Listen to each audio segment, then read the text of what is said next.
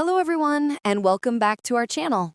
In today's English lesson, we're going to explore one of the most important parts of any home, the kitchen.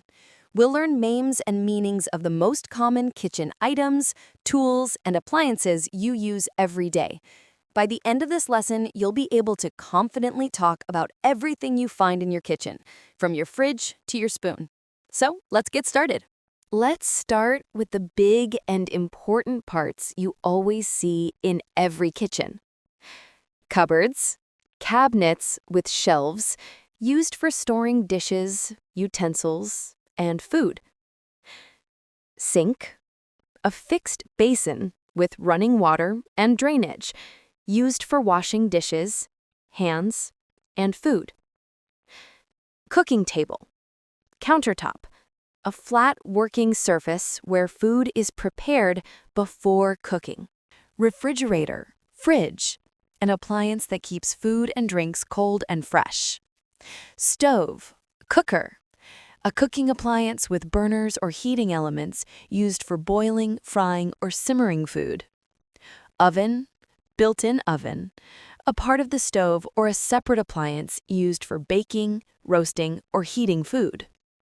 Exhaust fan, range hood, a fan or ventilation system that removes smoke, heat, and odors from the kitchen. Now let's look at the smaller electric items and tools that make cooking easier and faster. Dishwasher, a machine that washes dishes, glasses, and utensils automatically. Blender, an electric appliance that mixes, blends, or purees food and drinks. Electric kettle, a pot-shaped appliance used for boiling water quickly, usually for tea or coffee. Microwave, an appliance that heats and cooks food using microwave radiation. Rice cooker, an electric pot that cooks rice automatically to perfection. Juicer, a machine used to extract juice from fruits or vegetables. Toaster, an appliance that browns or toasts slices of bread. Coffee maker, a device used to brew fresh coffee. Next, let's explore the tools we use while cooking and preparing food. Cutting knife, a sharp tool used for slicing or chopping food. Pot, a deep, round metal container used for boiling or stewing food. Pan, frying pan, is a shallow, flat-bottomed pan used for frying or sautéing food. Ladle, a large spoon with a long handle, used for serving soups or sauces. Spatula, a flat kitchen tool used for flipping or spreading food. Tongs, a gripping tool used for turning or serving hot food. Chopping board, cutting board, a wooden or plastic board used as a surface for cutting food. Grater, a tool with sharp holes used for shredding cheese, vegetables, or fruit. Peeler, a small hand tool with a blade for removing skins from fruits or vegetables. Strainer, a utensil with holes used to drain tea or any other beverage. Colander, a kind of a strainer but a bowl-shaped utensil with holes used to drain water from pasta or vegetables. Whisk, a tool with wire loops used to beating or mixing ingredients smoothly.